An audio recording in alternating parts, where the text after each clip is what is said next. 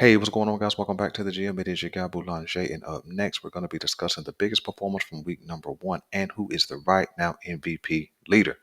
Do me a quick favor, hit like. If it is your first time checking out the gym, hit subscribe. Also, hit the notification bell so that you get updates when we upload new content. Let's go. So, week number one is in the books, and the GM went 5 for 5 on his picks. Looking very forward to that segment later on in this week, probably on Thursday.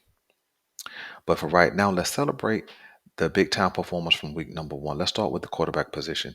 Tua Tagovailoa is the performer of the week at the quarterback position, tossing the ball for over 460 yards, 3 touchdowns, 1 interception on 62% completion percentage.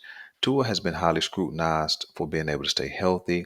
If he is the guy in Miami, are they going to replace him? Are they going to pay him? And Tua came out at week number one and said, let me answer some of those questions for you guys and put on a big time performance. Tua's running mate, Tyreek Hill, dominated the wide receiving room this week, catching the ball 11 times for 215 yards, putting a good distance between himself and the next wide receiver leader. Christian McCaffrey ran the running back room this week, going into Pittsburgh, him and the 49ers, and dominating from start to finish. Christian toted the ball over 20 times for over 150 yards, even having a 65-yard touchdown run to put that game away early on in the first half, really. When we jump to the defense side of the ball, there are 3 guys tied for the sack lead. There's Pittsburgh's TJ Watt. There is the Jacksonville Jaguars defensive end, Josh Allen. And there is, I believe his name is Drake Jackson from the San Francisco 49ers. All of these players ended the first week with 3 sacks. So those 3 guys are tied for the sack lead. The wily veteran, Bobby Wagner, linebacker for the Seattle Seahawks, led all tacklers this week with 19 tackles. Big time performance being around the ball for Bobby Wagner. And last but not least, Jordan White of the New York Jets led the entire league with 3 interceptions, picking up Josh Allen 3 times on last night, Monday Night Football. Right now, for the thing that you all have been waiting for, who is the MVP leader?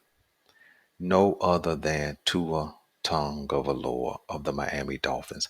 Now, wait, before you say, Leon, you crazy, and you turn off the video, let me tell you why he's the MVP leader. And listen, hot take, and he will win it.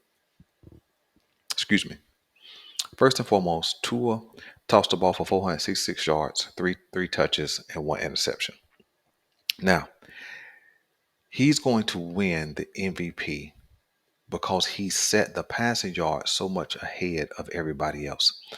All of the other guys who were supposed to be in the MVP conversation, Lamar Jackson, didn't have that great of a game. Joe Burrow had a horrible game. Josh Allen picked off 3 times. Aaron Rodgers is expected to have torn his ACL. Jalen Hurts had a decent game, but not great.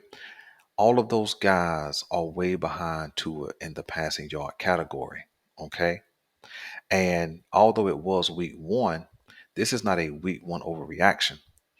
That 466 yards is going to stand up in the long run. Well, why? Because Tua has the tools, the weapons to continue to put up big yards. Now, am I saying that Tua is going to throw for 466 yards every week? No. But here's why he will win the MVP above these other guys. One, the tools. He has the tools to continue to put up those kind of numbers.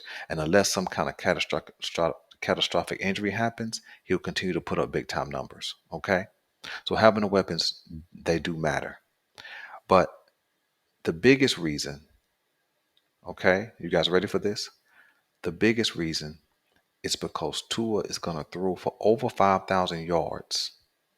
And he's going to be the only quarterback in the league this year that has 4 games over 400 yards. That's what's going to win him the MVP. He already has 1 under his belt. To hit 5,000 yards is not going to be that big of a deal. On a regular pace, if a quarterback threw 300 yards per game for 17 games, that's 5,100 yards. He's already knocked out 466. So he's that plus half. Okay. I don't see a game where Tua throws for under 250 yards. So at that pace, that still eclipses 5,000 yards. I believe that there are some games on his schedule where he's going to hit that 400-yard mark simply because it's going to turn into a shootout. Okay. And so I believe that he'll have 3 more games of 400 yards this season, which will secure him the MVP. That's what I believe will happen. So watch and see. Okay. If I'm wrong, I'm cool with that. But I just think some of the week 1 performances by some of the MVP candidates were so uh, average at best. I think Tua has set the mark so far ahead that I don't believe those guys are going to chase him down.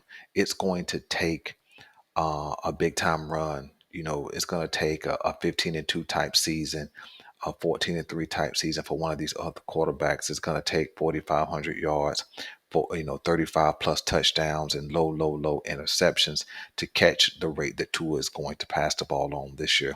I'll admit I was not on Tua before the season, and many people were not on Tua, but I'm not going to deny his week 1 performance. Now this may be overreaction in some of you guys' mind, but I want you to watch what he turned around and does in week number 2.